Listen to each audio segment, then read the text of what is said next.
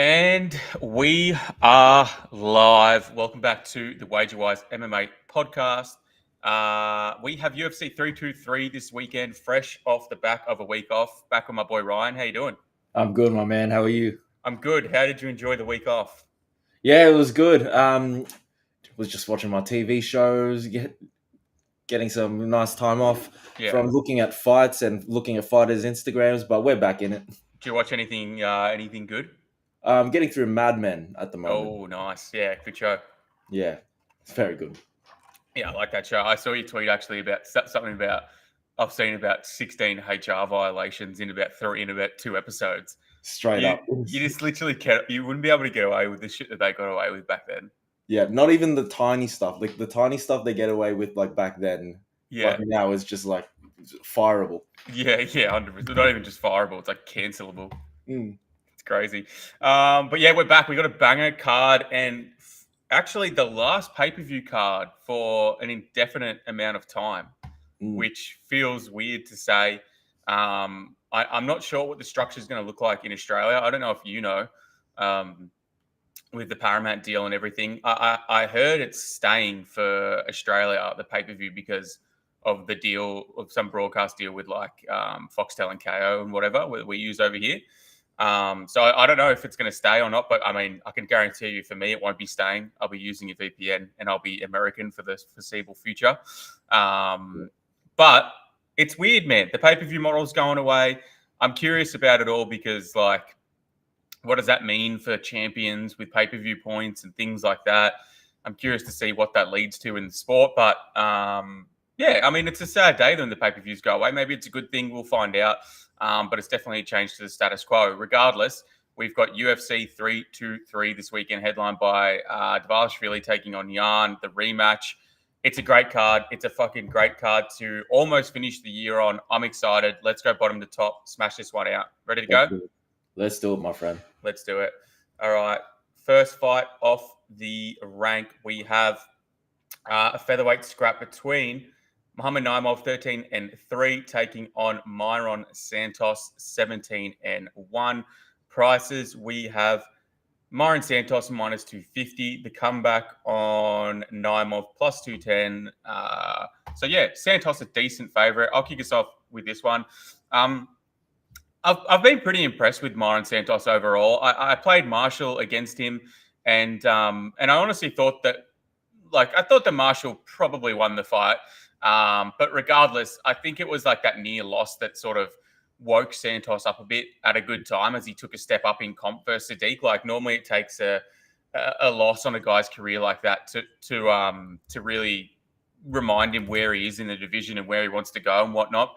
And I kind of think that fight against Marshall, which probably should have been a loss, had that effect for him. So to get that without actually losing is a great result, in my opinion. Yeah, so when he stepped up against Sadiq, I really like Santos in that one, which is actually where a lot of the public faded him just after that performance versus Marshall. He's a solid kickboxer. He's got a pretty high stance. He's got a very good piston-like jab. I'd say it's definitely his best weapon. He's got varied output with kicks to all three levels, fast boxing combos, elbows in the clinch. He's actually got a surprisingly good kick-checking game. I was pretty impressed with that. He's pretty efficient at throwing first and third. He covers the counter in the pocket well and hits the target after. So if you've got an opponent that's like loose in the pocket, I think he could be big danger for them. He's surprisingly composed in the octagon for a guy who's 25 and has had 3 fights in the UFC. He showed me pretty decent takedown defense against the cage. He's solid strength to fight for underhooks paired with pretty good balance. So Sadiq was able to get him on his butt, but he scrambled up and got to a hit against the cage really well. In my opinion, it was a good look against a real physical, type like Sadiq. So yeah, I love his footwork, his range management. He's very defensively aware, which I like. And he's clearly improving in his game fight to fight. So yeah, I like what I've seen from Myron Santos so far. On Naimov, I think he's in a good training room up in Denver, considering he's from Tajikistan. I'm not sure the quality of guy from Tajikistan normally, but Naimov's a weird guy for me to get a breakdown or a read on overall.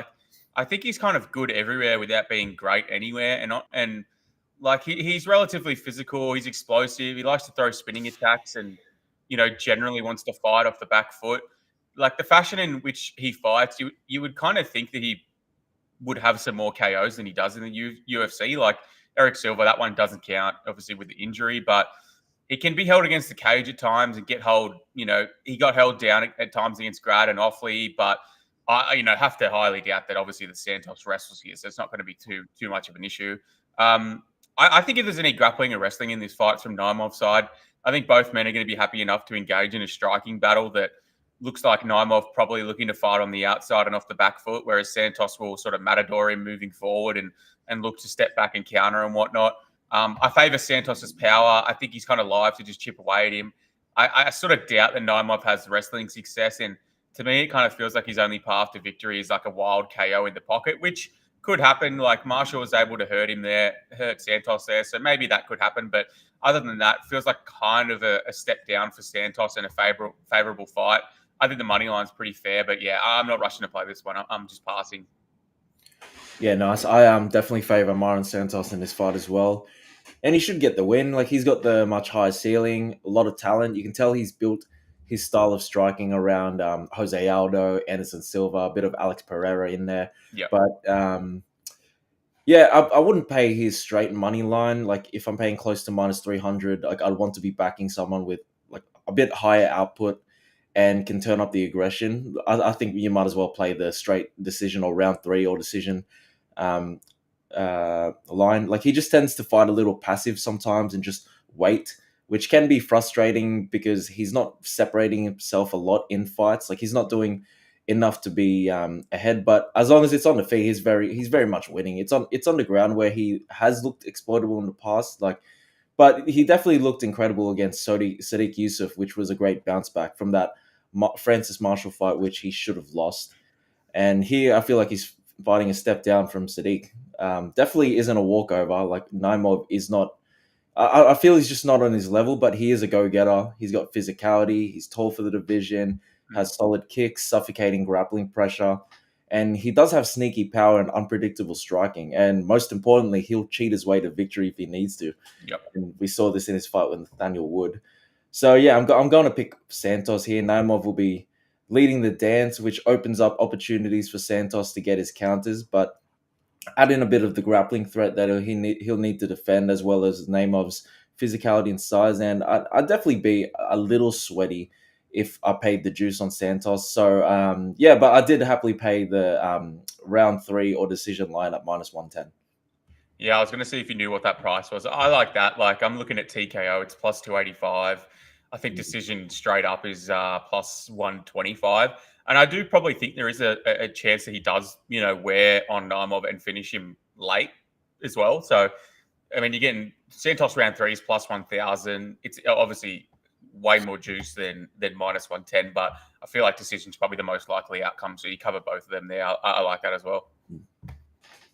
All right, up the card to middleweight fight between Mansour Abdul Malik 8-0-1, with obviously that fight against Cody Brundage getting overturned. Cody Brundage's record is just so funny at the moment. Like, if you go on his Tapology, you know how green is every color. He's got every color. It's hilarious. I've never seen 4 colors in 4 fights. It's pretty impressive. Yeah, his record is sort of similar to, I think, Jimmy Crute. Maybe has all the colors. Yeah.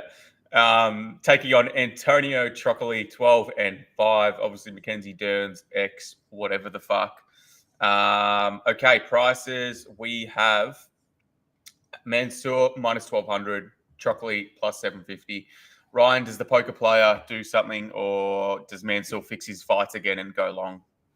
The poker player does nothing. Not going to spend too much time on a minus 1,200 fight. The fade on Mansour will come, but it won't be here. If Abdul Malik doesn't straight up knock him out on the feet, he'll probably take him down with ease, and Trocoli won't do too much to stop it, as he'll be comfortable to work from his back.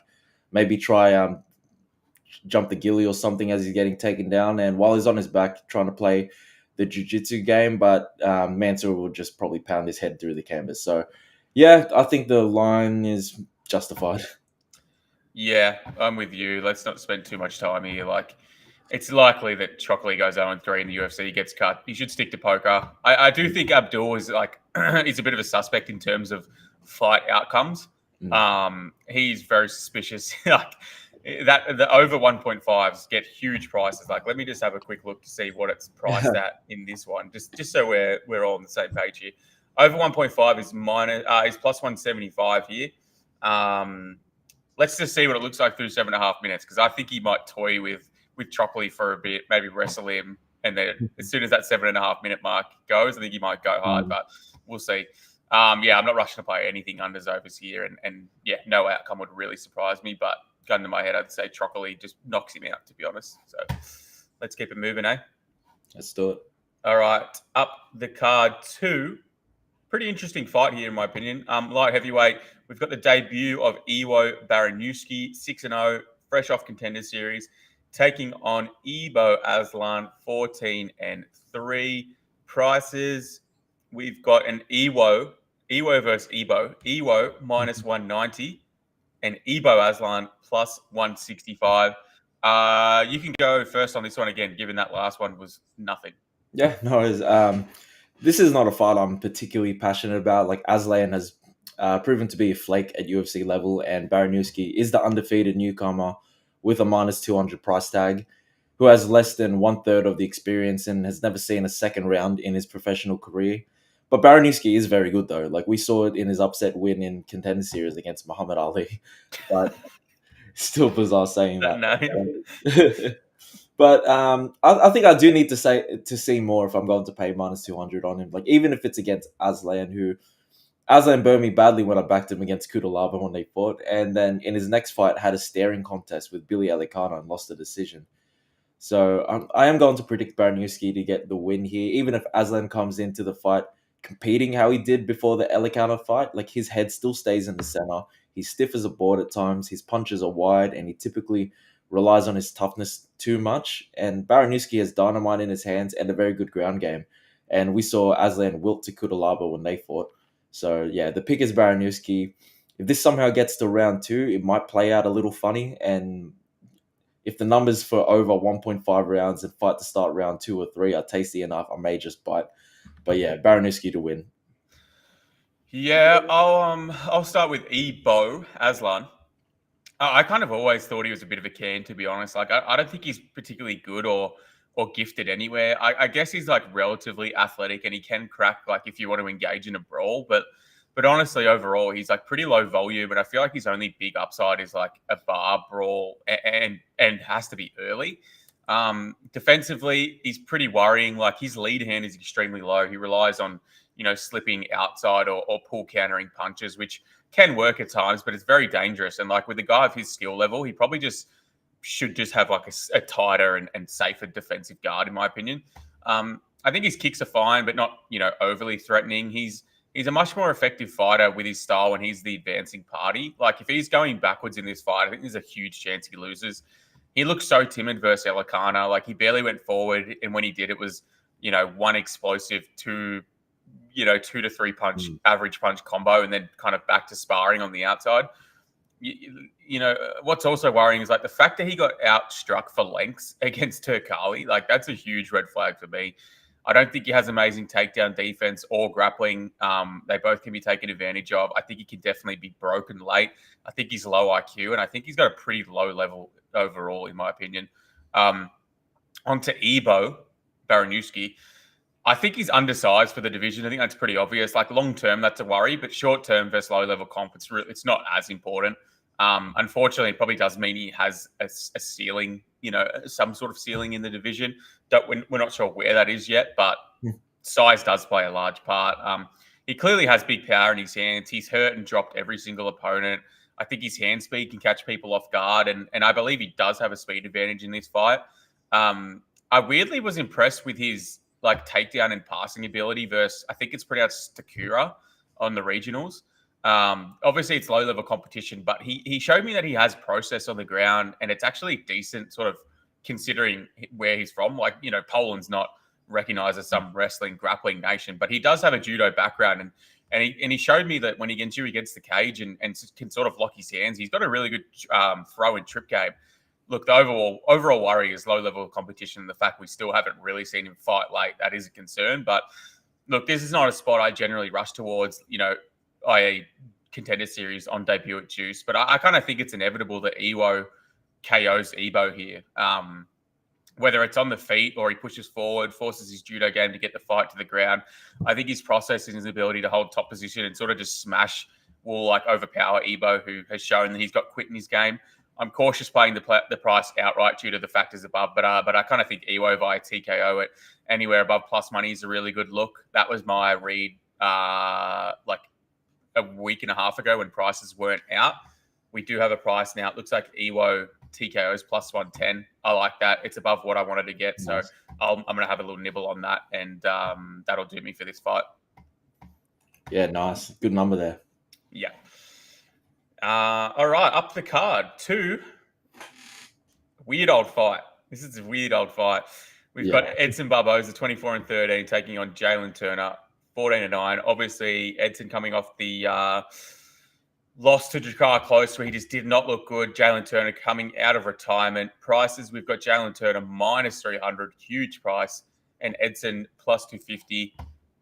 I'll kick this one off.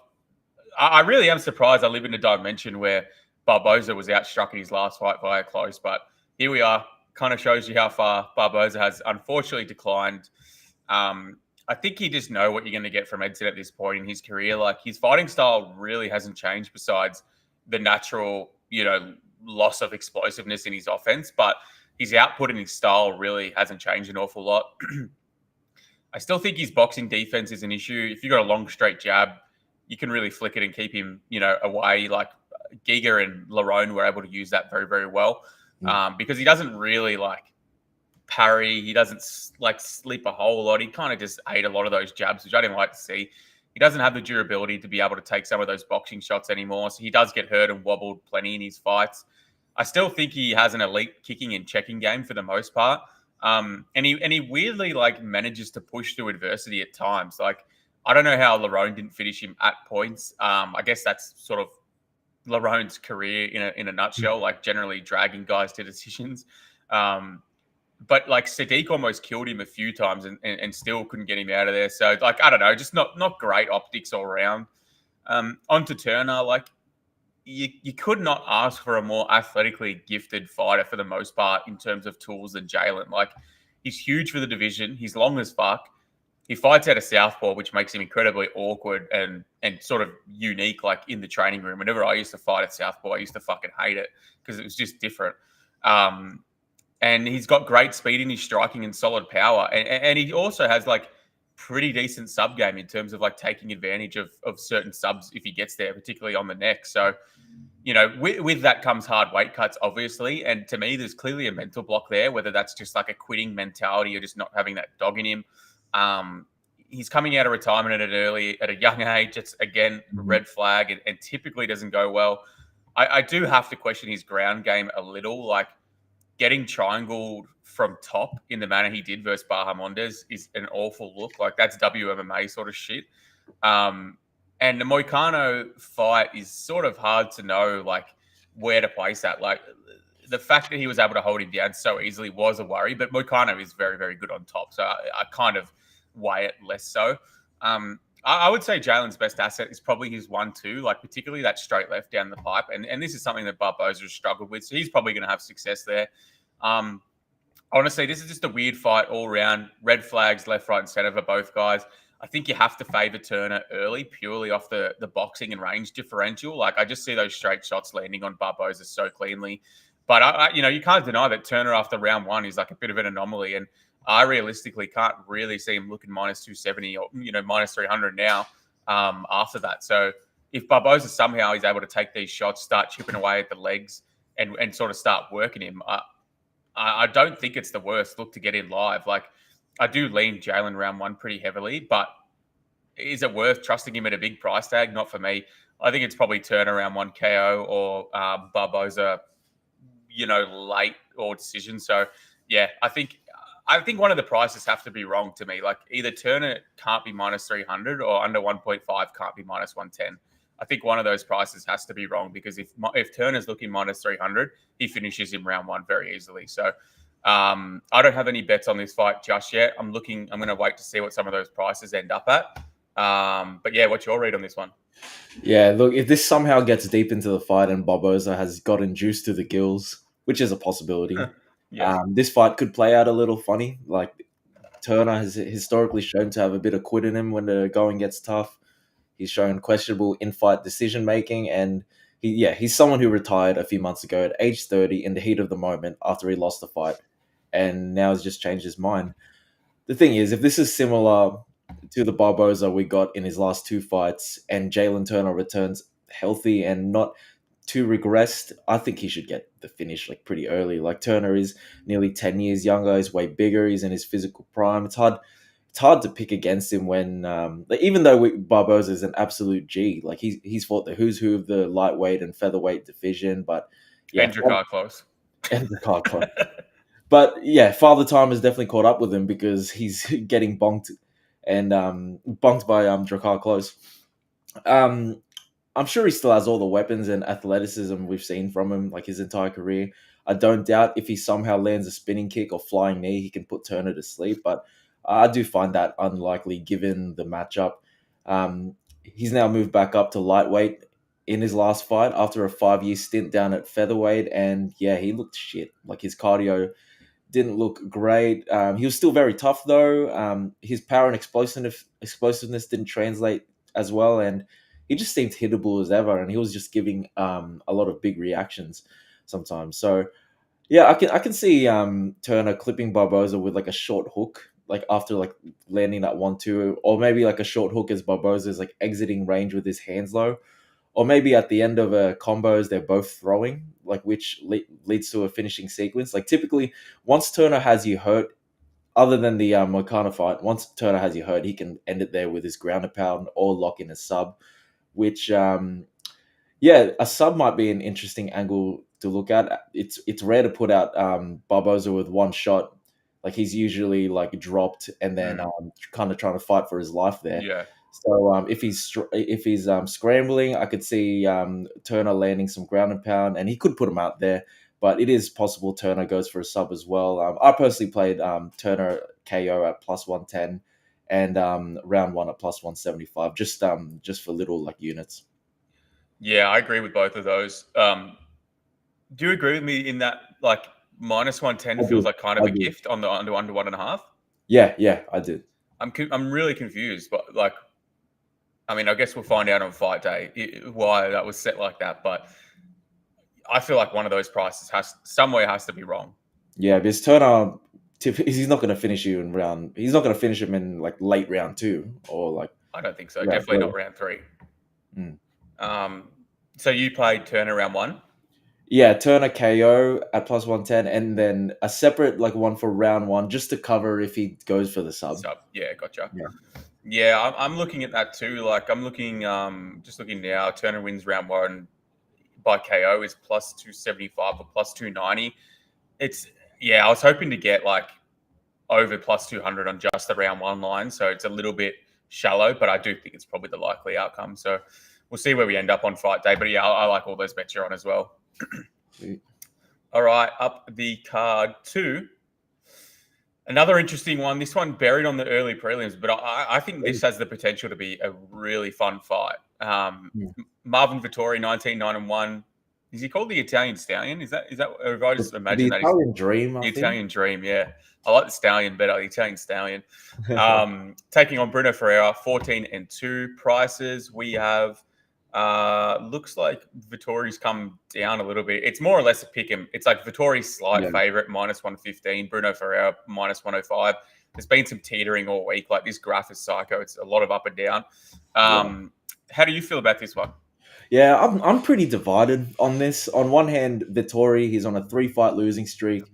He's never had finishing ability at this level, and is arguably a bit washed at this point of his career. But like, he has a chin made out of titanium, so he himself is hard to finish, and he's losing to pretty good guys in Brendan Allen, Delize, and Cannonier, and he competed well in some of those fights, like especially against Allen. Like, it was just clear that Allen he was a few steps ahead, like had more pop in his punches, got the better of the grappling. But if you look at the strike counts, like, it was very close. And on the other hand, we have Bruno Ferreira, who has a 100% finish rate. He's on a win streak. He's somehow the older fighter of the two, though he's the one that's arguably in his physical prime. But for as dangerous as he is on the feet with his wild striking and in the grappling with his judo and crafty jiu-jitsu, like he definitely slows down when fights get extended. He's very exploitable with his wild technique and hasn't been beating the highest level of competition. And other than the knockout he got on RoboCop, he's lost whenever he's faced a slight step up in competition, like with Abus and Ruziboyev, who themselves they aren't even high levels. So it's a weird one to break down, and I see why a lot of people are taking Marvin. Like if this was the same Marvin who fought that huge light heavyweight version of Costa a few years ago, I'd favor Marvin to win by points. It'd be a prediction as simple as Marvin loses the first round, weathers the storm, and then outworks Ferreira rounds 2 and 3. But I worry for him here because he's just more hittable than ever. Though he still works hard through 15 minutes and still has a tough chin, but it's not like he's a cardio machine pushing a suffocating pace, and he very clearly gets hurt and can be forced back nowadays. Like he doesn't just eat shots and walk through it anymore. He very much gets stunned, and on top of that, he lacks any power to threaten Ferreira. Like I can see Ferreira competing well, landing the more meaningful and damaging strikes, even though Vettori is landing more pitter patter volume and touching him up. And it is going to be close if there's going to be grappling, but I feel like Vettori will be at a physicality and athletic disadvantage in this matchup. And if Ferreira can find himself on top of Marvin, I actually think there's a possibility he becomes the first person to put Marvin away. Like obviously, Marvin is a tough guy to put to sleep or KO. And though I'm not going to rule that out, I'm sure Bruno knows it would take a monumental effort to knock him out. But Ferreira has never been shy to lean on his jiu-jitsu. He's won by armbar like 3 times in his career, and he's won this way in his last 2 wins. Winning with ease, though, against lower level matchups. But it makes sense if you can't knock out Vettori and put him to sleep, and Vettori will probably be there uh, to the decision. The way to get him out of there is to force a tap or break his arm, and I can see that as being a realistic outcome. So I did take Bruno Ferreira in this fight. I did sort of ladder it. Like I played a little bit on his straight money line at -105, and then played his sub line at plus 1,000. Yeah, nice. I like the conviction there. Yeah, I think this is a tough one to pick. Like, I think both guys are probably going to have some success. Like, I think you weirdly have to kind of respect Vettori. Like, in the way that he fought for the belt as a fighter who has like never really evolved in terms of fighting style for like as long as he's been in the UFC, and he's also not like particularly athletically gifted anywhere. Like, he's got little to no punching power, but he loves to stick in the pocket and exchange combos. He's got an excellent chin and durability, but you know, you can only really rely on this for so long in your career. He's got pretty average wrestling and grappling, but he has, found a way to have success in those areas throughout his career. So, yeah, I don't know. I do respect Vettori, just given all that. I think, like, getting touched up by Allen isn't necessarily the worst look, given I do think Allen does have some skills in kickboxing. But, like, for me, getting touched up on the feet versus Delidze, that's, like, unforgivable. That guy's such a plotter, and if you're a decent striker, you should really take advantage of that guy. So, yeah, I think that's a bit of a red flag.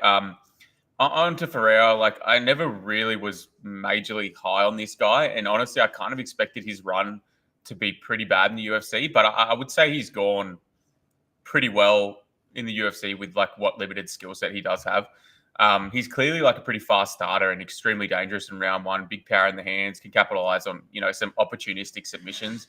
I think he's got a semi-decent judo and ground game, particularly early. I keep touching on this fact because I honestly think he's going to be pretty weak when he does eventually go late in a fight. Like I took Dustin Stoltzfus against him, who's practically a fucking kickboxing cardio hippie.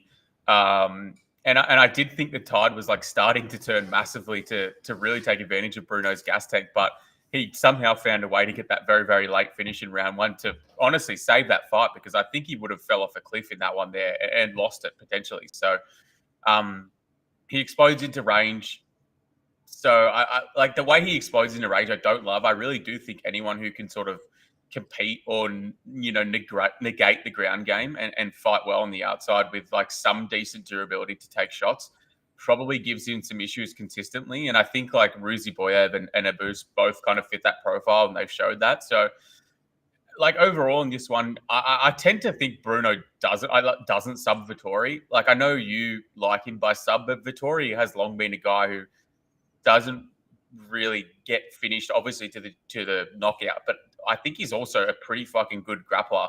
And I think if he survives round one, I kind of think he narrows that gap dramatically. So I feel like I'm going to get a pretty easy Vittori live entry if this looks on, and probably upwards of plus 150, which is a much easier click than the minus 115 at the moment. So I think Vittori late pops are kind of interesting purely off pace. Like I feel like if this is a fight, I feel like this has to be a fight where one of Vittori's biggest tools break. Like in that, I either think his chin finally gets cracked and he loses by TKO, or I think his ability to like always go to decision is stopped by getting a finish win in round 2 or 3. So I think they're both live. I don't really know which way I'm leaning. I think I'm maybe leaning Vittori round 3 decision, but it's not a really confident one. And I think it's a pretty volatile outcome. So I think if you can get some big prop numbers, it's probably the way to play this fight. Yeah, definitely. Love it. All right, up the card to lightweight. We've got Nazim Sadikov 11-1-1 taking on Fares Ziam 17-4. Prices we have again a pretty close one. Fares Ziam is minus 133. Nazim Sadikov is plus 113, I believe. So slight favoritism towards Ziam. It's not much though. This is a fight. I have awful reads on these guys historically, both of them. I think it should be a fun striking fight, and if history is anything to go off, like Nazim will probably be losing and then just pull a finish out of his ass. I kind of hate both these guys, and I'm pretty biased against them, so I'm not getting involved in this fight whatsoever. I've got no interest in it. I'll leave this one to you. Yeah, that's very fair. I really like Sadikov in this matchup, and at plus money numbers, I do think he's the side. Like Fares Ziam is a guy who I've been looking to fade for a long time. I think he's overrated, and he's just had some pretty favorable matchups.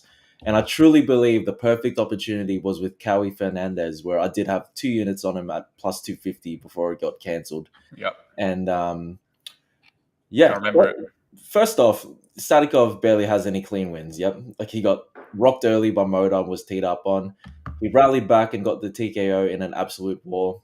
Bonfim was beating him for 4 minutes with a lot of volume until he found that head kick and made him give up on the stool. And he had that super competitive fight with Slava, which may not be aging the best. To put it bluntly, like he's losing most of his fights up until he finds a way. But if you look at the styles he's been facing, these are guys who had a lot of power and brought the fight to him, and he toughed it out and stayed technical and eventually found his way in those fights. Ziam is a very measured guy. He doesn't throw with much power and isn't a big risk taker. Like he likes to keep it clean and technical, usually happy to just throw kicks and jabs from the outside, catch opponents on the way in with straight shots, maybe lunge in with short combos, grab a hold of the clinch, the layer knees, and then get back to range. And I think Sadikov can deal with this kind of striker. And if anyone was the aggressor in this fight and throwing extended combos, it's Sadikov for sure. I do think Sadikov has pretty good, a very good first line of defense. Like he has fast feet, good head movement, and he uses the Philly shell from his southpaw stance very well. But if you extend your combos and throw hard coming forward, he can get caught at the start and very end. But he rolls with the punches and stays defensively tight. Like even if he's forced backwards and absorbing a few punches along the way, he stays pretty poised and ready to fire back. But for Ziam, he seems to just lean back with his hands low as he move out of the way. Sort of has that tall man defense going on, and he does give big reactions. Like Mike Davis and Frivola landed their right hands very easily on Ziam when they blitz forward and were able to snap his head back. And he doesn't answer back and counter right away. He just sort of resets and tries to get his game going again. And I do think if Sadikov came forward, he'd be able to land that straight left down the middle to catch him very often. Like Sadikov is very active from all ranges. From kickboxing range, he stays busy with his lead hand from his southpaw stance. uses a lot of body kicks and head kicks, and is very accurate with catching opponents with that straight left, whether he's moving forwards or backwards. But at this range, it plays out very close because Zim is much taller and longer, and will have success with his long range weapons as well. ZM will have some nice counters and kicks, I have no doubt, but it would be a matter of ZM touching up Sadikov and keeping him at bay, while Sadikov will be having bigger moments and inflicting more damage. And in the closer range exchanges, I think Sadikov will be much more effective. Like, he carries a high guard in the pocket and clinch, very quickly unloads combos to the head and body. And ZM, he is very active in the clinch with his knees, but Sadikov does stay tall and will be hard to control there. Like, he's not like a Frivola where he's able to outmuscle him just by being the bigger man. And as I said earlier, ZM has that tall man defense a bit, and I can see him absorbing some short hooks in clinch situations or as he's exiting with his hands down. I also find that Sadikov is good at punching with his opponents. Like, if he gets hit cleanly, he doesn't just take it and resets. Like, he immediately fires back while opponents are in range. If he gets hit by the first and third shot of an exchange, he makes sure he's punching in between and will be the one to land the last shot. And since Ziem is a guy who resets often, doesn't plan his feet, and tends to be forced backwards, I think the optics will definitely favor Sadikov, even if he absorbs like some more strikes. Both do have good offensive grappling in their back pocket, but I also give the grappling upside to Sadikov. Like, Ziem has definitely improved all around, but he did still find himself in compromising positions against Mike Davis, who he was probably high from the whatever paint he was inhaling in the back rooms. And yeah, he found a finish on Frivola, but he was mounted by Frivola in that fight and found himself in pretty bad positions. So yeah, all up, I do think this is a high level matchup, but I believe the odds should be flipped to have Sadikov as a slight favorite. I think it's mainly because Sadikov is usually losing the fight until he finds the win. But like I said, those were different opponents. Those were guys with power and who came forward, while this is an opposite matchup. Ziem will be the guy on his back foot, on his bike, looking to touch him up. So yeah, I did play Sadikov last week at plus 125. Nice. I don't have as much conviction on Sadikov than I did on Cowie Fernandez, which is crazy because Sadikov is just 125 while Fernandez was like 250, 275. But yeah, I like him here in this spot. Nice breakdown, man. I don't know what this means. Taira Matthews from the Hood. You feel me, ma? Say Nurmagomedov on burner. I have no idea what that means, so that's very funny.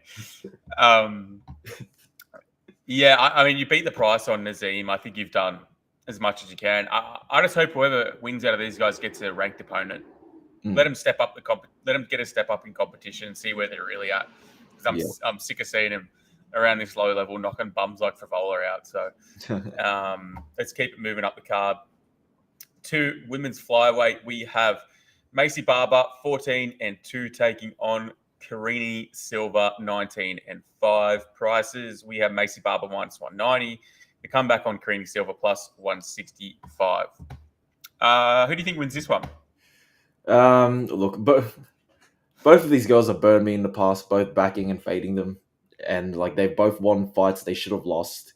And I was on the other side of that. Like, I had Dione Barboza at plus 170 in Silva's last fight and thought Barboza straight got robbed. And I did play Miranda Maverick against Barber a few years back too, which should have clearly gone to Maverick. And also played Silva to beat Arujo, which was a nightmare, and parlayed Barber against Modafferi back in the day. So these are two girls that have just not been kind to me in the past. Barber is the favorite here, which I can understand if she was to come in healthy and in good shape. But this girl has had a ton of health issues that have impacted her career, from seizures from before walkouts, pneumonia. I think she has an enlarged spleen, like at some point. I think those are all symptoms of dating Yusuf Zalal. I think unconfirmed. Yeah. And didn't she get a boob job? Let me check the Instagram. Yeah, I think she got a boob job too. Oh, God. But who's to say she isn't coming in with an injury already or have another thing happen like in this fight? If anything, like looking at this, I think there might be value on Silva at plus money. Like, she has good volume, a lot of variety in her strikes that I could see troubling the pretty square and hittable Barber. She has very good offensive grappling too. If she can find her way on top of Barber, she does actively look to get the finish early, and Barber can be taken down quite easily and give up some control time. And I think that's pretty real. I think it's realistic that Silva can get her down like early in the fight. The thing with Silva is that she has pretty bad cardio. She almost always loses round 3, and gives off all-time terrible optics when she's tired. You just got to watch how her body language in the third round against Arugio. And Barber typically gets stronger as fights gets extended. In my mind, Silva loses round 3 at a high clip. Round 2 could go either way, but round 1 it could be one-way early traffic. So Silva has 17 finishes from 19 wins, and 13 are in round 1. So if you're looking at prices on Silva, I think the Silva round 1 at like plus 800, or Silva by sub could be a good angle. I just wouldn't play any of these like money lines at all. I'd look at props if I was to play it. But yeah, that's where my head is at. I think gun to my head, maybe hell, I might even just pick Silva straight out. But yeah, I'm not gonna get involved in any of the money lines. Maybe we'll look at props.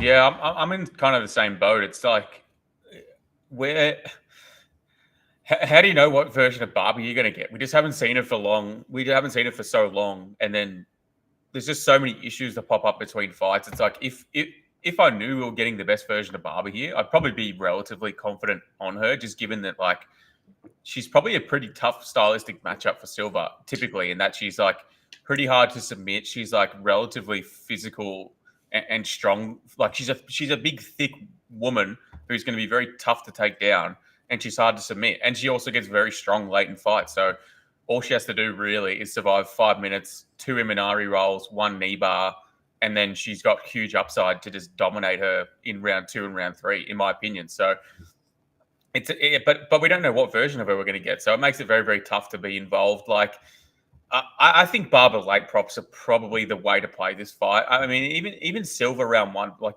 you said, plus 900. That's a huge price for her most likely outcome.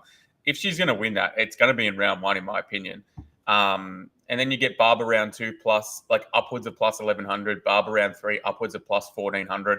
I think they're all great prices. Yeah. I think you can probably just sprinkle on all 3 of those really and come out with profit. So that's how I'll be playing it. Not sure if I'll get to Silva round 1. Maybe I will, just to cover my ass. But I feel like Barber round 2, round 3, you have to kind of play in this fight. Alrighty. Up the card 2. I mean, I'm going to be honest. I'm not like, I know these fights are going to be fun, these next 2, but they're really not that intriguing to me. Like in terms of like in terms of a breakdown, because you know what you're going to get from these guys. The next 2 fights, they're not very interesting to me. The top of this card is very interesting to me. This not so much. But regardless, we regardless, we break it down. We see what we can find. Yeah. We've got T-Rex, Terrence McKinney, 17-7, taking on Christopher Duncan, 14-2. Prices, we have Chris Duncan minus 150 to 160. The comeback on T-Rex plus 130, plus 135, somewhere around there. Look, like I think this is similar to the Vittori and the Ferreira outcome. Like I think either Duncan gets chinned or sub round 1, or I think T-Rex, who spends too much time on Twitter, gets cooked. So, like, I think the books must be happy here, because I think they're going to do very well in this fight. I think it's a very smart line set, in my opinion. Like, the plus money on Terrence is very enticing because all his upside is early. So, like, you could play him at nice dog odds and look very smart if he gets that first round finish. However, if you like Duncan, I don't think the fave price is kind of ideal early, just given how T-Rex fights, and that Duncan will probably get a better price, like easily plus money when this fight hits the corner for round 1. So again, this is an easy live entry spot, and I think this is one you can probably hedge across the board and guarantee return. You play T-Rex round 1, and then you jump into Duncan live and guarantee some money. So I think that's probably how I'll play it. Gun to my head, how can you trust like Terrence at this point? But Duncan does get cooked in round 1 a lot. Like he is pretty hittable, but he just has great ability to fight through things, which Terrence has really struggled with. So yeah, I don't really care for this fight. I think it'd be fun as a viewer, but as a bettor, I don't think there's a whole lot of value getting around, in my opinion. So guarantee some money with a hedge here. I reckon that's the easiest way to play this one. What do you reckon? Yeah, I actually like these next few fights, and like I like violence. I love Yeah. violence in this card. Like you know me, I'm someone who's like pretty like I You I like the usually overs. get I love the overs. I love taking anti-violence. I like relying on guys Yeah. to tough it out in round one and then take over in round two and three. That's typically like how I like to cap fights, and those are the guys that I bank on. But the last pay-per-view of the year, probably the last like pay-per-view, like or last. Yep. I think these guys are looking to make a statement, and I think I think there's a few matchups here where we're relying on like other than Vittori, we're relying on guys to get hit, get like survive an onslaught, and like take over late, and um, and these are typically guys who have been rocked like multiple times. So um, yeah, I think as with every Terrence McKinney fight, if this does not get done in round one, then he probably loses. Like in round one, he might just be one of the most dangerous fighters in the world. But once that first round ends, his health and power bar drains at a rapid rate from that point onwards. And Chris Duncan, for as much as I've doubted him in the past, he's an absolute dog in there. He's incredibly hittable. He looks slow and labored, and his style is not pretty, but you can't deny his heart. And I got no doubt if this fight sees round two, he would have already weathered the storm or completely avoided McKinney's best. And Duncan will likely get the TKO or sub late round two on a very dejected and gassed out McKinney. So it pretty much becomes one of those pick your poison kind of things, like Terrence round one, Duncan round two or three. And before I say this, I will say that I've won a lot of bets on Terrence McKinney and have lost a lot of bets betting against Duncan. But taking a step back and looking at this matchup with fresh eyes, I actually favor McKinney to get the job done early. Like in that first 5 minutes, there's just going to be a night and day difference in speed, explosiveness, and athleticism. And unless Duncan immediately goes for the takedown, gets it, and holds him there for the entire round, I just can't see Duncan being able to avoid getting hit with any clean shots. He's not a defensively sound fighter at all. He's just tough, but we've seen him eat shots from less athletic and slower guys. We've seen him heavily rocked and been knocked out in the past, and I think it is likely, even if I'm wrong about McKinney winning, that Duncan at the very least gets rocked and finds himself in survival mode at some point in the first round. And McKinney for that first 5 minutes is incredible at pouring on the onslaught on a hurt opponent and fighting the finish. And I think that happens here. I see this playing out similar to how the Drew Dober fight with McKinney went, with Duncan getting badly hurt and trying to stay in there for as long as he can, except where Dober survived because of plot armor. Uh, I think the referee will be forced to stop this one. So yeah, I took McKinney round one at plus 225. Yeah, I don't mind it. I guess my main issue is like McKinney really only beats bums. Like look at his record. Yeah, I'll list his wins. It's Borshev. Take it that as you will. Hadzovic, shit. Brendan Marotte, shit. Mike Breeden, shit. Eric Gonzalez, shit.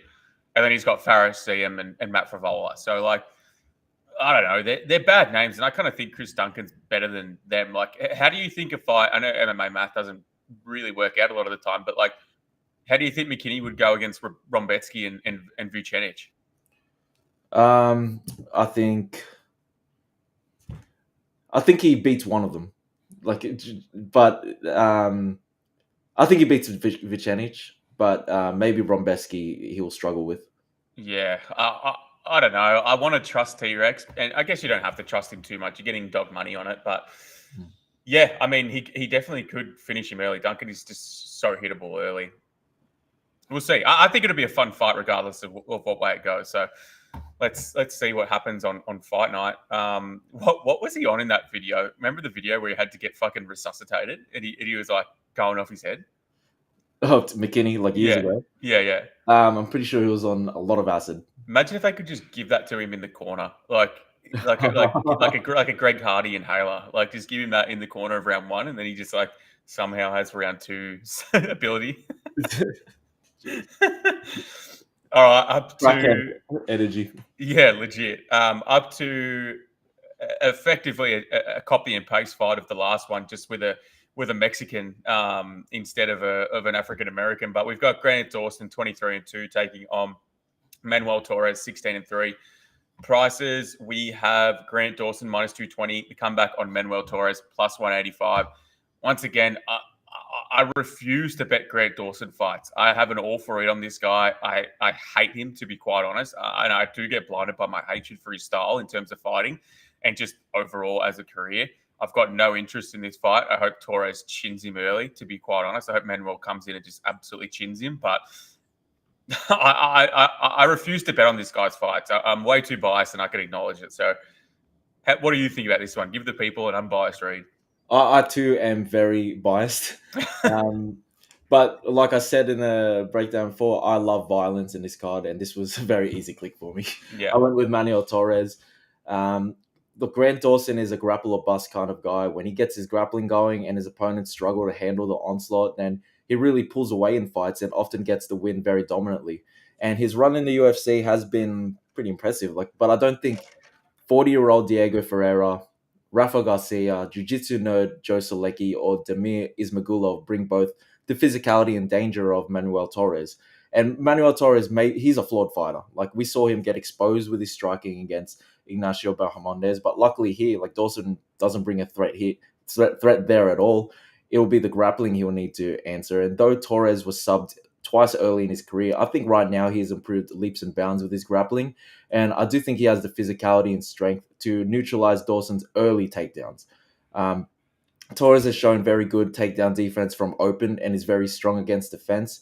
He's only allowed one takedown in the UFC, and that was against Chris Duncan. And it was only because he jumped the ghillie. And Torres got back up immediately, and he outmuscled Duncan to get his own 2 takedowns. And these were power takedowns as well, not trips or throws. He picked him up and just launched him. And he locked in the rear naked choke to win that fight in round 1, a win that is aging pretty nicely. And for as long as the fight is standing, Torres will have every chance to put Dawson to sleep. Like, Torres has lights out power, and while he isn't exactly the most fluid and technical, he has great timing. And if you touch Dawson's chin cleanly, he's definitely getting hurt.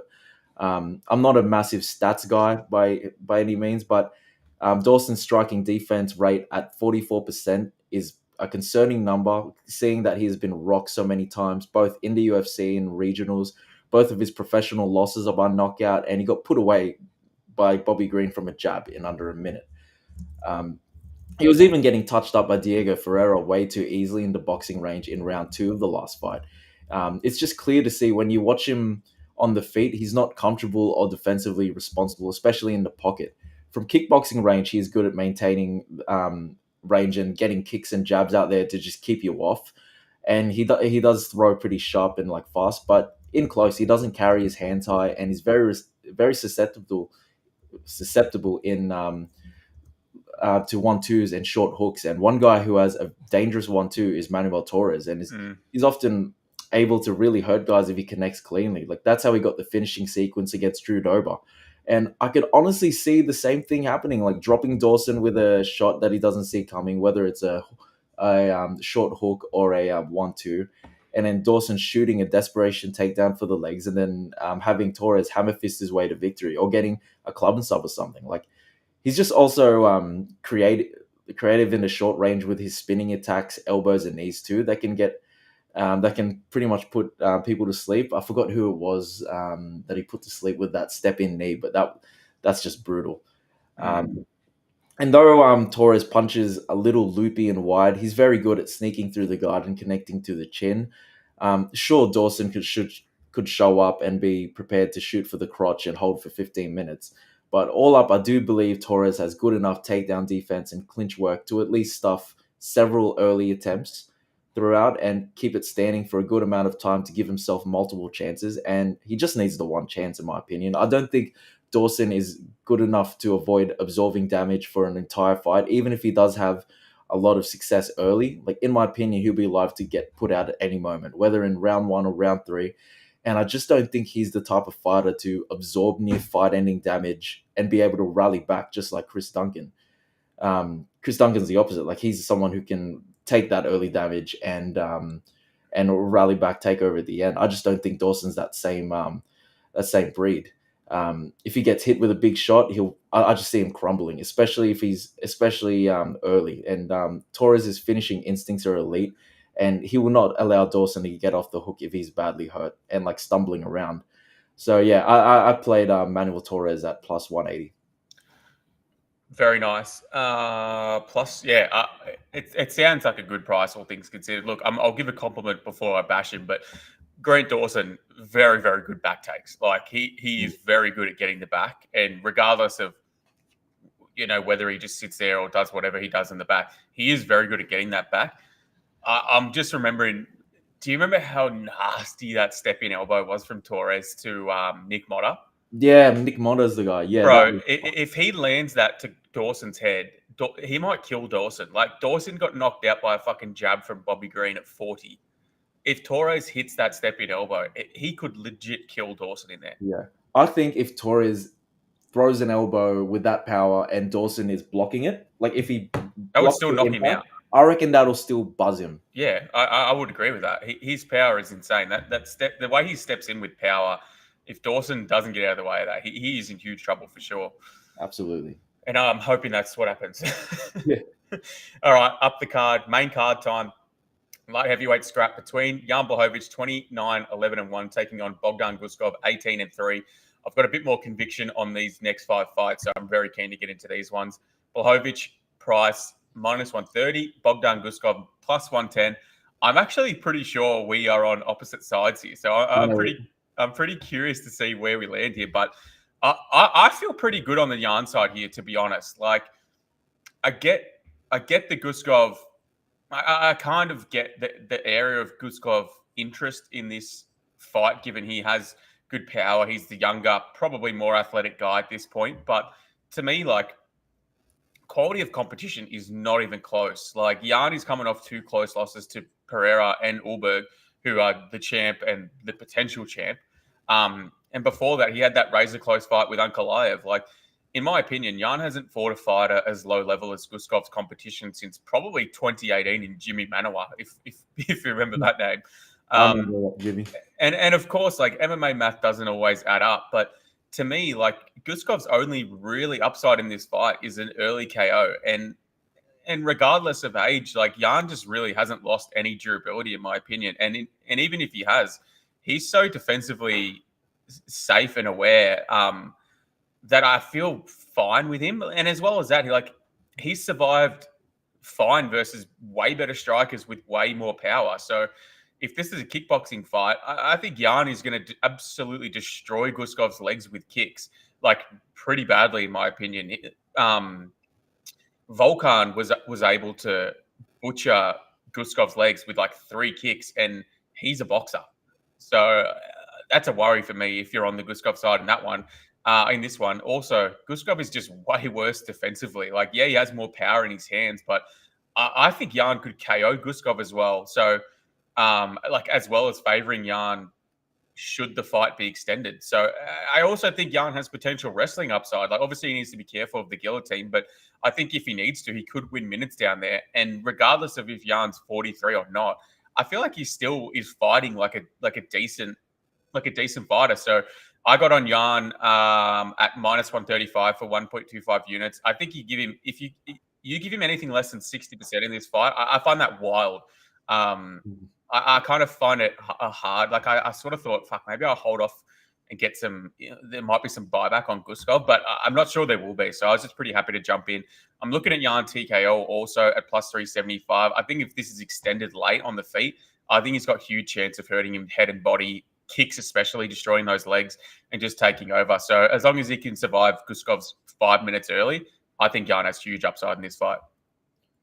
Yeah, nice breakdown. You were right. We are on opposite ends. I had a feeling. I'm going to go against the grain and side with Bogdan Guskov. Obviously, if we compare the experience and skill set of these two, it's clear the former champ is the all-round much better fighter. And even at age 42, 43, he's losing close decisions against Carlos Ulberg and Alex Pereira in his fights. Meanwhile, Guskov, who is 9 years younger, has been winning in incredible fashion against very beatable opponents in Krylov, Elikana, Span, and Zach Palgar, and he got finished in 1 round by Ozdemir in his UFC debut, who was probably comparable to Błachowicz. And I'm not going to deny anything you said, because everything you said is completely true. And the one thing that I am worried about is the leg kicks. But I think if we look at the styles Jan has been competing in close margins against these last few years, they're all kickboxers.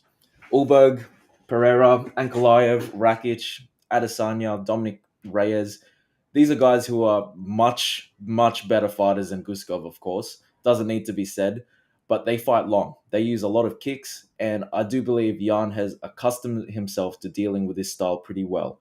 Even if he's losing, he's competing closely and is both able to close the gap with his grappling and his in-tight combos to the head and body that clearly have a lot of pop in them, and his brutal leg kicks. But a style we haven't seen him deal with these last few years is someone who will be in his face, throwing heavy leather in the boxing range. And I think this is where I think Jan will really show his age. Like he's already noticeably a bit slow and very much gets tired as fights get extended. He breathes heavier and his movements become a bit more labored. And it doesn't help that he's only fought like 3 times in the last 3 years. But still at this age, at kickboxing range, he's still so defensively aware that his reaction times to the long range weapons of kickboxers are definitely good enough. And but look at the times in these fights where his opponents begin to pull away, and it's when they get in the pocket. Like Jan is susceptible to the fast jabs, short hooks, and counter rights. And though he has his own success in the pocket, he tends to absorb more in this range, like especially when he's tired. And Guskov, for better or worse, he does carry his hands low and relies on his head movements. So he's very open to be hit with a fast straight shot from Jan. And believe me, if he gets hit cleanly by Jan, I'll be ripping my ticket and being like, yeah, fair play. But Jan's attacks will be pretty predictable, and Guskov has his hands low. Like him having his hands low also makes his punches harder to see coming as he throws from his hips, and he has that thudding power that will put you out, or at the very least rock you if he connects cleanly. And I do see Bogdan being able to land that shot at some point. Like Bogdan will be a bit quicker in there and a bit more mobile. I really worry about the leg kicks, but surely he knows they are coming and will have game plan for that. But I see him being able to time like a pullback counter right over the top of Jan's jab, or landing a short hook as they're both throwing in the pocket. I get all the love for Jan, but yeah, I think Guskov can get this one done. Yeah, nice. I think like this guy was minus 110 to Alex Pereira like fucking 2 fights ago, and now you're telling me he's minus 140 against a fucking orc. Yeah, I feel like I have to play it. Like should he get knocked out? So be it. But you know, if he does get knocked out, I'll stand with you. I'll go. The time of the orc is now, and we'll ride Guskov together. Pause. The second coming of the orc. The second, yeah, Emmett's time is done. Guskov's time is now. We'll see. I think it'll be a pretty. I think it'll be a pretty interesting fight overall. I think they're going to scrap in the pocket generally for the most part, or on the outside. So it should be pretty fun. I'm interested to hear your take on this one. We got Bantamweight fight. It's apparently the retirement fight. I've heard Cejudo's retirement fight has been his last fight for the last 5 times he's got in the octagon. So, and he wants to, like, he already said this is his retirement fight. But then in another interview, he said he would come out of retirement to fight Brandon Moreno. I know. And he's already retired before. So it's like, how many retirements can this fucker have? Henry Cejudo, 16-5, taking on Payton Talbott, 10-1. Prices, we've got Payton Talbott minus 255. The comeback on Henry Cejudo plus 215, 220. How do you see this one going? Yeah, I just don't see Cejudo at this point of his career getting the win here. Like he wasted his prime years as a retired guy, calling out every relevant fighter in the game. And when he returned, he did get unlucky with that close split decision loss to Aljo. But since then, he has looked much worse. Like you just got to question the motivation as he's 38 and on a losing streak. But here it's clear it's a retirement fight, and I think for his style, it's a nightmare. Like I know 2 fights back, we saw Talbot get wrestle fucked by Barcelos, but he showed adjustments and improvements in his game when he fought Felipe Lima, stuffing 12 or 15 takedown attempts, getting reversals, sprawling, getting his own control time. And Felipe Lima is someone I'm high on. Obviously, Cejudo has the accolades, but I don't see Cejudo coming in with Barcelos-like grappling pressure and top control. Like Cejudo tends to mix in his grappling with his striking, which his striking will leave him wide open to absorb big shots. Like Cejudo has that karate stance, has his chin high, and is very counterable. And Talbot has a huge height, size, and reach advantage here. I can see Talbot time counter hooks, long straight right rights down the pipe, head kicks. And when Cejudo goes for the double leg, I think Talbott's reaction times are so sharp, he'd be able to get one of his knees in as he shoots. And I actually think he could get a knockout here. And I can see him landing maybe some brutal knees to the midsection as Cejudo is trying to clinch against the fence. And then Talbott landing a big hook or elbow off a break. So yeah, not the most detailed breakdown. I'm going to take Talbott here. I did parlay him at minus 250, but I played his KO price at plus 300 too. You played his KO price? Yeah, at plus 300. Yeah, nice. I'm with you. Like, I find it really tough to see upside in sort of career trajectory for Cejudo, who's obviously been fighting like out of favor with the UFC for years now, and is clearly very skilled and good, no doubt. But he's undersized, he's underpowered for bantamweight. I kind of think he has like underage striking a little bit, which sounds a bit dumb, but like, he's obviously known for being this gold medal wrestler, but like he's had a few decently high caliber actual finishes, and he did hurt Merab in round 1. So like, I kind of think he's a little bit of an underrated striker. He just doesn't have much pop anymore is the issue. He really struggled to check the leg kicks of Yudong in his last fight. I think that could be an issue here. He was pretty clearly getting pieced apart from Yudong, who was sort of just landing the biggest shots and wearing him down. So I wouldn't have been shocked to have seen a late stoppage there in that fight if that eye poke didn't happen. I was banking on it. Yeah, like he's very durable, and he does have a weird ability to take shots for a little guy. But I feel like things are starting to change, and it feels hard to get around Cejudo purely because, like, we know the retirement is around the corner. Whether it's now or after the white hair, who cares? This guy's effectively retired. But he clearly does have a relatively good skill set too. My main issue with him is like we just haven't seen him work his wrestling into his last few fights at all. Like he shot once against Merab, he shot 0 versus Song, and he had a couple of scrambly type takedowns with Aljo. I think he has low upside in this fight. Like onto Talbot, he's going to look legit 2 weight classes bigger in here. 5'10" versus 5'4", and he's got a 6-inch reach advantage. Plus, he's thick as fuck. He's going to look huge in there. His whole game is really built around forward pressure. Like, he loves to move forward. He wants to be close enough to you to land on you whilst keeping it where he wants to fight. Like, I think his striking defense is for sure a little sus. Like, I don't think he reads shots coming very well, to be honest. And his chin is extremely high, but like he's weirdly tough and durable. And shown that in his last few fights, he can take a decent shot. And he kind of like to me, he kind of fights like a gay sort of soy hipster version of Lockdog, in my opinion. Like in that he's clearly not the most technical guy, but he's like super athletic and physical, and he can just break you down with time in the octagon and his pressure.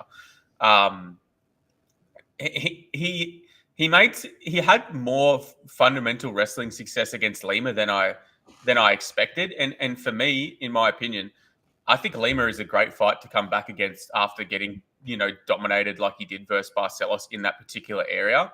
I do think he will need to be aware of Cejudo getting to his hips, because he does let guys get to his hips in more ways than one. But he has such a good size advantage that I think it's Cejudo, even if Cejudo gets him like to his ass or even like a hip, I really don't think he's going to keep him down. And regardless of size, yeah, he'll be less effective off his back. I don't think he's going to spend much time off his back. Like, I really do think the size and physicality of Talbot is going to neutralize a lot of that. So I was impressed with his comeback fight. I think he looked improved. I really do think Cejudo has to wrestle his ass off to win this fight. And like, if his recent fights are what we have to go off, he just hasn't been doing that. Like, yeah, Talbot's hittable, but I would be surprised if Cejudo was the one to really hurt him on the feet. I think Talbot's forward pressure, pace, power, probably just too much for Cejudo at this point. I'm not going to play the number head-to-head. I'm going to look at a few props. I give Talbot easy 70%. So, like, I feel like the price is teetering on the edge of being fine. But I really like Payton here, and I'm big on Payton late. I think Payton might break him late. Round 2, plus 800. Round 3, 1100. I'm going to have a nibble on both of those. I think he's going to wear him down with leg kicks and break him, to be honest. Yeah, I like that angle as well. Love it. All right. Up the card to another fun fight. We got a flyweight scrap between Brandon Moreno taking on Tatsuro Taira. Brandon Moreno 23-8-2, Tatsuro Taira 17-1. prices, we've got Tatsuro Taira minus 125, slight fave. The comeback on Brandon Moreno plus 105. I'll kick this one off. Let me just get my notes up quickly. I'll start with Brandon Moreno. Like, I remember when he got cut in 2018, and like me personally, I would say I was like always a fan of him after he came back from that. He was always really in fun fights, and I would say I was like interested in his career. But in my opinion, I feel like his career's been weighed down by like a small pool of fights, so many rematches in the last few years. Yeah. I really haven't cared like what direction he's going. I feel like it's not that he's checked out of the game. I just don't feel like I'm just not that interested in where his career goes. Like, is he going to win the title back? Like, I'd say there's like a fucking slim chance. I tend to think probably not overall. Even if he wins this fight, like, are they going to make him versus Pantoja number fucking 3, 4, 5, whatever the fuck it is? I don't know. Probably not. He's got a pretty traditional Mexican boxing style in that high shell, heavy lead leg, likes to be changed in the pocket typically. He's durable. He's got good volume. He doesn't have, really big power or anything. I would say that he's always kind of been shifty on the ground. Like, he could out-scramble and take advantage of guys in terms of pure jiu-jitsu. Like, we saw him do it against Royval, or even like Dustin Ortiz back in the day. But I do think he's struggled at times with like elite level guys like Pantoja, particularly when they get to the back. And look, that's Pantoja, who is a champion, like a really elite guy. But I think Taira has, potential qualities and abilities that do make him championship level. And one of those is the take in the back, and his back take ability. So I wasn't overly impressed with his performance versus Urseg. I thought it was pretty close. I didn't think either guy looked amazing. I tend to think Moreno's probably on the downtrend. I think he will have success at times in this fight on the feet, like purely due to his awkward striking style versus a non-striker like Taira. But I find it hard to get enthused on him here. Like, Taira's coming in after just beating the absolute dog shit out of Park. Yes, it's low level, in my opinion, but I was pretty impressed by that. He hurt him bad on the feet. He dominated him with wrestling against the fence and slick grappling. His back takes are just so impressive. He doesn't always, finish the fight from there, but he's always extremely dangerous, and he's very happy to like use those back takes to either hold you there and win minutes, or like if you try and scramble, he's happy to transition to weird like arm triangle sequences or anything. Career trajectory wise, this fight's not even close. Taira's 24, 25, improving fight to fight, where I think Moreno's definitely downtrending. I think his striking defense is an issue for sure. He does get hit, and he was getting hit and hurt plenty by Royval, which is not the greatest look, but I think Royval typically is like hard to look good against, and he's very awkward himself. I really like Taira's straight shots. I think both his jab and his cross are very straight, very long. They have good speed. I think he's going to land this against Moreno, who's got that awkward kind of. It's another thing about Moreno I hate. He leans forward and does like this weird thing, pouts his lips. I know exactly what you mean. It pisses me off too. Like, He's like that. Doing? He's like that. Yeah, it's fucking bizarre. It really does piss me off. I think Taira could literally just jab him from the outside, hit him plenty, and Moreno would just go. It's so weird. I like Taira in this one slightly. Like, I think the fact that it's three rounds does favor him. His activity, particularly on the ground, I think he's very live to get the back of Moreno at points. And if he does, like, I think he's very live to win that period of the fight pretty well. On the feet, you probably have to favor Moreno slightly, but I do think Taira's speed and length and straight shots are also very live to land on Moreno. So I think Moreno typically fights on small margins, hence why I'm not really rushing to play him.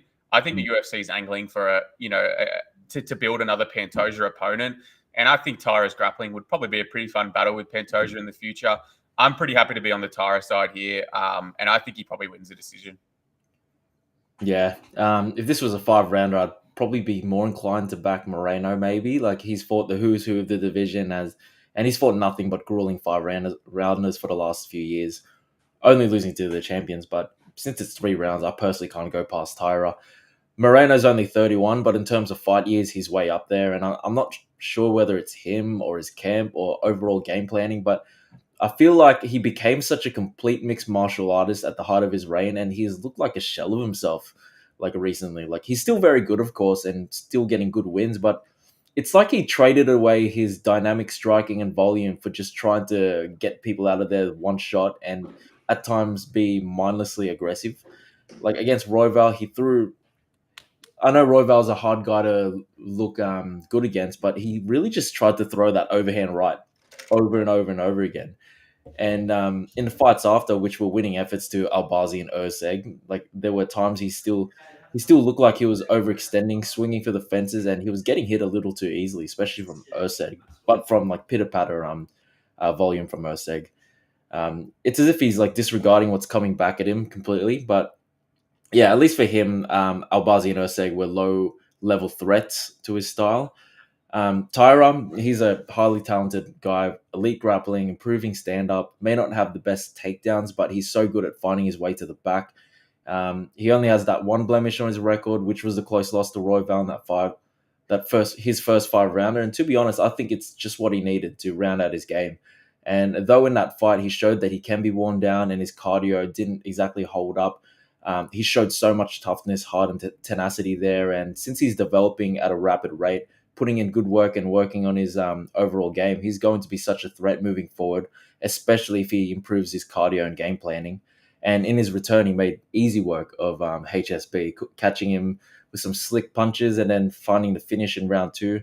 And he looked great there. And here I think he will look even better. What scares me off is that Moreno is still Moreno. I'll never count him out. He'll have the striking and experience edge. He can definitely compete in the grappling, and he has been doing work with that Mikey Musumeci guy. So I'm definitely hesitant to pick a side against him. If I had to decide, on someone, it'd be Taira. But at these numbers, I think I'm just going to pass. Yeah, I think that's fair. I think a pass makes complete sense at the number. I think it's probably a pretty accurate line, to be honest. Yeah. Should be a fun one, though. Like, I hope Taira wins just for interest in the division. I really want to see him keep climbing, but we'll see where it lands. All right, co-main event time.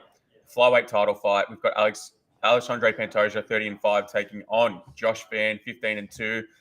I want to call him your Filipino brother. I know he's not. I know he's Myanmar, but, can we count it? I did look in the map. I think it's pretty far away. I know it's far. Looks wise, it's not far. Looks wise, it's not far. Geography wise, it's pretty far. Yeah. We've got Pantoja minus 225, somewhere around there. Josh Van plus 180, plus 190, somewhere around there. Hate it, like both of these main card guys, like Merab and Pantoja, hate them or love them, you got to respect them. The activity these guys fights at, you have to absolutely respect them. I'm just going to mute my mic. This is someone in the background. So you take this one away. I'll jump in when you're done. Yeah, no worries. Look, gun to my head, I'm going to pick Pantoja here. He's got the grappling prowess. He has the experience. We've watched him time and time again break contenders with his will and fighting spirit, even when he seems to be tired and a little outmatched in terms of striking ability or height and reach. He gets it done. He has a way of dragging his opponents into deep waters and outlasting them. And as of recently, I've won a lot of bets on Pantoja throughout his run. But here's where being a sports bettor and a fan will be at conflict. I have so much belief in Joshua Van, and I've backed him with my money heavily every step of the way. Bar the Charles Johnson fight, he's been printing me money. And in a way, I feel like, how can I look at a plus 200 price tag on him and not be interested when I have this much belief in him? Like, he is the younger guy by 11 years, lacks a lot. He does lack a lot of experience. And if he doesn't get the win here, I still think a championship will be in his future eventually. But there are advantageous qualities in his game. He's got speed, athleticism, youth, maybe even cardio, even though he's not gone 5 rounds before. And he's clearly improving at a rapid pace. But stylistically, for as long as they're on the feet, Van is probably going to end up winning minutes. And he brings the boxing volume, accuracy, and pace that can see him accumulate big moments like Moreno, Urseg, and Royval in round 5 specifically. They were teeing up on Pantoja. And that's because Pantoja is hittable. And there's times in fights where he's just reloading energy and just standing there taking shots and slugging his way through before, of course, getting his energy back and blitzing forward. But when he blitzes forward, he can be open to Van's counters. Like, Pantoja runs straight with wide hooks, and Van is really good at countering on the back foot. On top of that, he does seem to be pretty slippery trying to get a hold of him. And if he's been drilling his open takedown defense and sprawls, I think he has fast reaction times, and Pantoja can telegraph his shots, which usually doesn't matter because of Pantoja is so good and explosive. Like, even if you could see it from a mile away, he could probably take you down. But say this fight gets extended and he becomes slow and labored, I think Van's footwork and quicker movement can make it difficult. So yeah, like I said, gun to my head, it's Pantoja all day. But I'll probably play a little bit on Van, and I think he can compete here and accumulate big moments that may give him a case to secure some close rounds. I see it being like a Pantoja, maybe 49, 46, 48, 47.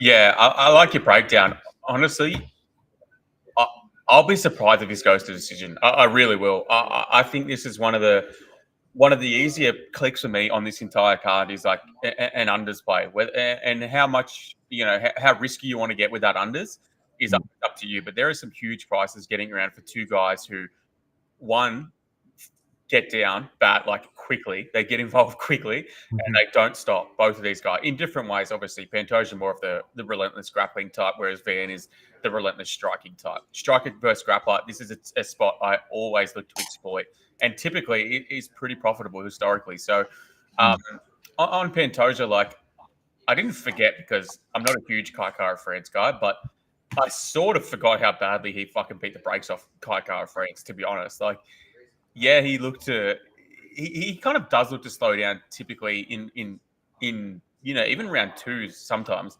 but his ability to push through and push late, even when he's like visually really fatigued, Yeah, it's insane. Yeah, this is a concern, versus round 4 and 5 versus Van if he's coming forward landing big shots.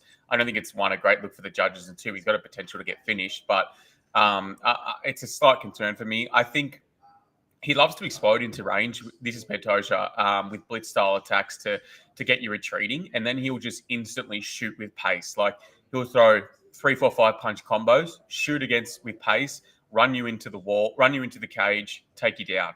His pressure and persistence from the wrestling, like, to getting to genuine grappling sequences on the mat, it's so impressive. In my opinion, he's got the perfect mix of control versus submission ability. In my opinion, he's got one of the deadliest rear naked chokes in the division. He can finish literally anyone there, and his ability to transition to arm triangle is super dangerous too. I'm going to be honest. I'll be surprised if he doesn't get his hands on Van within the first 15 seconds. He typically comes out charging out of the gate, and I think nothing changes here. The main flaw is the pace that he fights at. Obviously, slows him down, and I also think his striking defense comprises of generally like putting his head down directly and just swinging his arms, which is not ideal versus a striker like Van, who's like so comfortable in the pocket. I remember getting him at plus money versus Moreno and sort of just being so happy for the guy. Like, he is such an underrated champion. Oh yeah. And regardless of which way this goes, I feel like the division's in really good hands because Van clearly is an active fighter. Like, he's fought how many times this year? Like 4 times this year. Yeah. And he's 24. So like, I don't think there's a loser from this fight. And looking back on Pantoja, he really has physically filled out, in my opinion, and athletically, he looks in the best shape he's ever been in. This does kind of like this fight feels kind of full circle. His career feels kind of full circle in that his back take grappling is really proving like the edge on most of these guys and proving so dominant. And when you remember the way he won that fight versus Moreno, it was off the back of a back take in round 5 to like kind of secure that split decision win. So it does feel like a bit of a fairy tale. And I feel like this is a really good test of wills with these two guys. Onto Van, like, I don't think this is a stretch to say, but if this fight spends extended time on the feet in striking realm, he obviously becomes pretty live, like purely down to the technical difference. And if you're holding like a Pantoja ticket, if you're holding a Pantoja ticket 3, 4, 5 and it's on the feet, you're probably pretty uncomfortable. But, and there's a big but, Pantoja might be one of the most underrated fighters in terms of getting fights where he wants it. He knows where he needs to get the fight. And he does that typically. So one thing that I noticed in the Royval fight was like, instead of, and it's sort of been a knock on Van a little bit for me for a little while. I was like, instead of really resetting and like trying to exit quickly when Royval would come into range, like in the explosive manner he does, Van would like plant and try and throw back and counter to great success. I kind of wonder if that's a bad tactic against a guy like Pantoja, who's a guy who's going to press him. If he stands there, Pantoja's going to take him off his feet, no drama, in my opinion. I feel like he needs to look to keep the footwork going, circle out, reset, exchange again. I'm conflicted on the Van side. Like, I do feel like there is an avenue purely due to having pretty decent takedown defense. Like, what appears to be decent ability to hold volume and fight late into fights. We haven't seen him really go late, but it would appear that he would have that skill on his side, regardless of us not seeing him go 5. He fought Cejudo 2 fights ago, and Cejudo is clearly not the level of Pantoja, but he does have some similar traits in terms of the wrestling and grappling. And whilst he did admittedly scramble and do well to get back to his feet, he still got taken down 4 times against a worse wrestler with 2 worse grappling, top pressure, and submission ability. So I think if he tries to give his back to get up like he did in the Cejudo fight, I feel like he might be over pretty fucking quickly. Yeah.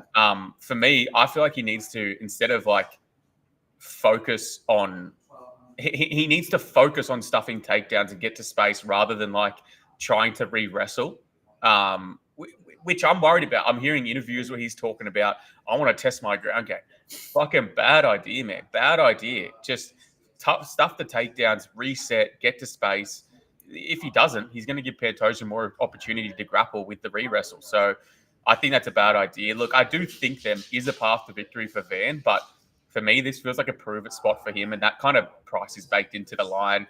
I feel like if you want to get Van, there's probably going to be a live entry spot, but in my opinion, I think Pantoja's striking has looked improved. I think he's improving in the striking. I think that's fair to say. Yeah. Van is very hittable. So, like, I'm leaning Pantoja ITD plus 140. I think it's interesting price. Yeah. I think it covers like a mean TKO, which I kind of think could be a surprise outcome potentially. Van's so, worried about the grappling that like this big overhand clips him. You never know. Like, we've seen weirder things happen.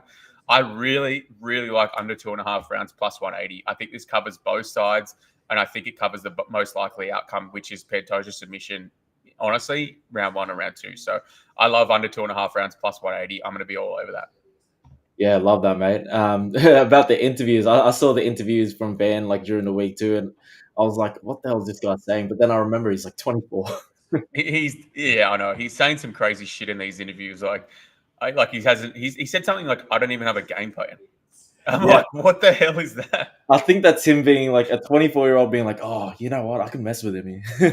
It could be. It's worrying. Mr. Wipeout says I put 4 units to win 3 on the under 4.5 rounds. Nice. I love that. I really don't see a way this goes to decision. Like, I think Van either boxes him up so bad on the feet and gets a TKO, or I think Pantoja like probably submits him early. So I really like unders in this one. Yeah, no. All right, up the card to the main event of the evening. We got the rematch. Merab Dvalishvili, 21-4, taking on Petr Yan, 19-5. Prices, we've got Merab minus 415. The comeback on Petr Yan plus 315. I'll kick us off here. Petr Yan, yes, this is an obvious rematch not too long ago, but I do think there were a few factors sort of mid-fight that swung against Yan in terms of injuries, and he definitely was compromised in that fight at a certain point. Does it change the result? Probably not. Does it make the rematch more interesting? I tend to think yes. I think the result was probably accentuated off that, but regardless, it's hard not to be impressed with Merab's effort in that fight. Regardless of viewing pleasure. I said this to my girlfriend last night. I said, I really don't love Merab's fighting style or Merab in general, but I really do respect him. His activity as a champion and everything, it's so hard not to respect this guy. For me, Yan's style really doesn't change an awful lot. He's very defensively sound. He's got a nice high, tight boxing guard. He can fight out of both stances. He's got a good kickboxing output. He's got a really good mix of volume, speed, and power. I think he's usually a slow starter, but he did look improved in a 3-rounder versus McGee in his last outing. The big question for me is can Yan have improved success in stopping the wrestling offense of Merab, enough to be able to land enough of significance to outweigh that? It's no secret. I think Merab has proven that he's chinny. He doesn't take shots well. And I would not be surprised to see Yan hurt him purely off being like a more composed striker, particularly in the pocket. I just think activity really just cooked Yan early in the first fight. Like he allowed Merab to land too much too early. That compromised him, and then he just wet blanketed him. When I watched that fight back, I actually thought Yan did pretty well to like, and this is what I want to see from Van in the last fight. Like to be able to, if Merab gets to your hips, that's fine, but like scramble, get back to the feet, reset. And I wasn't. I think Merab like doesn't have very good top pressure. So like I think you can do that with him. The issue is he's going to shoot 55 times in a fight. That's the issue. Pantoja's probably not going to shoot that much. One big change I expect from Jan's camp is they sort of seem fine to engage in the grappling in terms of like Jan shooting offensively. I think they throw that away in this fight. I think they negate that. I think they force his fight standing, and I think they show him way less respect on the feet. Honestly, I really just find this price to be wide. Like, Merab has looked more of a dangerous submission threat in his last few than historically, but regardless, to me, he's still a decision merchant. I don't take much from that O'Malley submission. I think that was a bit of a meme sub, and O'Malley just sort of quit in that one, to be honest. So, look, I say this all the time. Anytime I can get a big price on a fighter who's well-rounded and has, big moment potential on the feet against the guy that I don't think has very big finish upside, I usually take it. So for me, it has to be dog or pass here. I don't see how you can't play Yan with all that in account. I don't doubt Merab will fight his usual fight. I just kind of expect some improvement on the Yan side. So I put a unit on Yan plus 350. I think it's a wide price, and I'm pretty happy to watch it burn if that's the case. Yeah, nice breakdown. This is one fight that I didn't do any tape on, which is weird because it's the main event. But I'm going to echo a lot of what you said. The price is wide.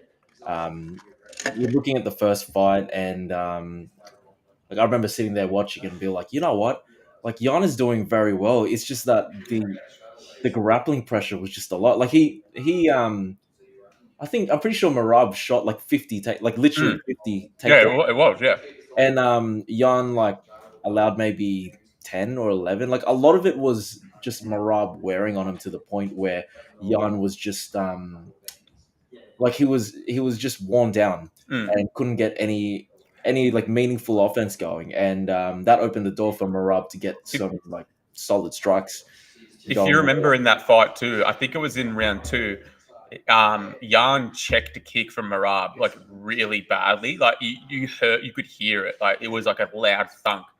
And I'm pretty sure he looked a little injured, right? I'm pretty sure he broke something for sure, because after that he just completely he was moving way differently. I'm pretty sure he was compromised. Yeah. I remember distinctly, like in the first round being like, yeah, he's moving well. Then the second round being like, yeah, something's wrong. I definitely want to rewatch that fight going in, but yeah, I feel like I am familiar enough with Merab and Yan, because Merab has been fighting like this is literally his 4th fight this year, and Yan, I just love Yan. I think he's in my opinion, I think he's the best fighter in the UFC, like just all round. I do see this fight playing out a little differently. Like I think Merab won't be shying away from striking exchanges here, and Yan he literally has a whole fight of data like from their fight, and like seeing how Merab has handled Sean O'Malley and Umar and all that to kind of get a good game plan going. I just worry that Yan is gonna come in looking amazing, and Merab being able to shut it down with like just takedown attempts. I don't know if he's gonna land or shoot as many, but if he does if he did do what he did with Sandhagen and just keep shooting for the legs, keep wearing on him, like I'm afraid it might be a situation where it's like 48-47 or like a split decision or something. But yeah, there's a lot of value on Yan at that money. I just don't know if I'm gonna pull the trigger on it. Yeah, it's dog or pass. I'll pick Yan here. He is the best fighter in the UFC in my opinion, and I'm sure the best fighter in the UFC can game plan for a guy that's just going to be shooting for the legs.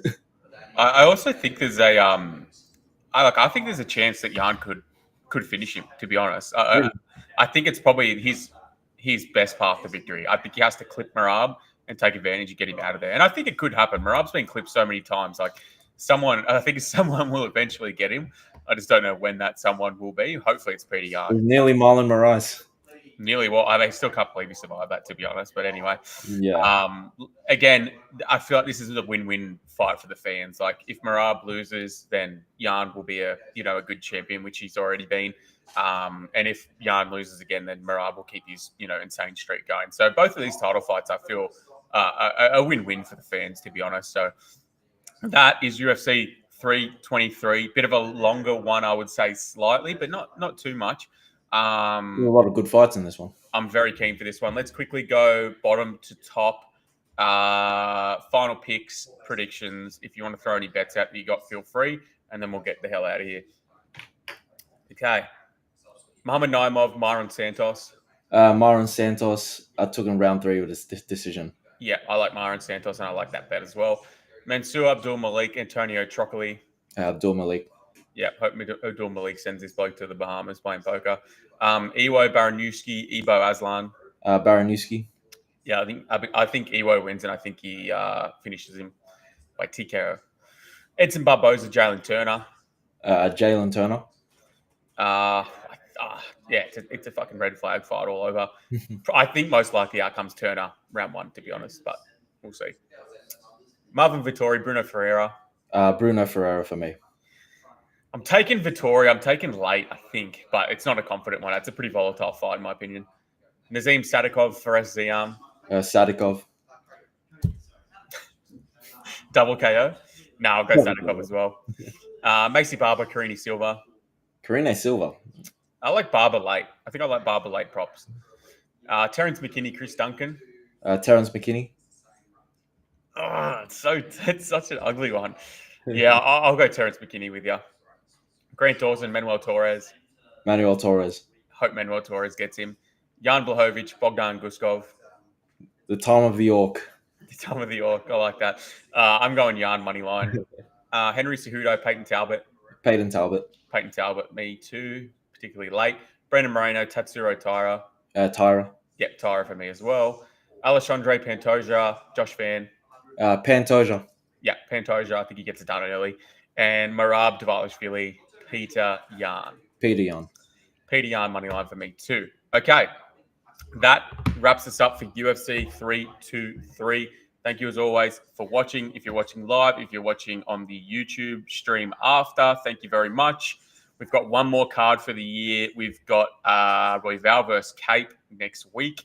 It's a surprisingly good card, so stay tuned for that one. I've almost got all my fights done already, so I'm looking to get some early lines done. But after that, we're going to have a couple of weeks off, get back into it. And anything you want to sign off with, my friend? No, this is going to be a great card. The last potential, last pay-per-view. Yep. Like under, what was it again? Like, was it under ESPN? Under ESPN, yeah. Under ESPN. And I like violence. I think there's going to be a lot of guys in here looking to make a statement.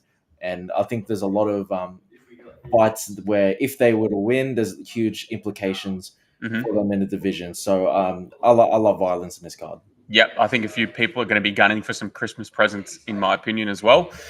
Other than that, make sure you follow Ryan on Twitter at Desperate Times with a Z1. Go follow him. You can follow me at Dribble Sport, at Provide Picks, either one of those. I'm going to be live streaming these fights it's Sunday here, so pretty keen for that. I'll be watching live, throwing some money down. So make sure if you're around, tune in, hang out, come chat fights. Other than that, thank you guys for watching. This is episode 43, I think, of the Wager Wise MMA podcast. So we're getting real close to the 1 year anniversary. We'll do something special. Other than that,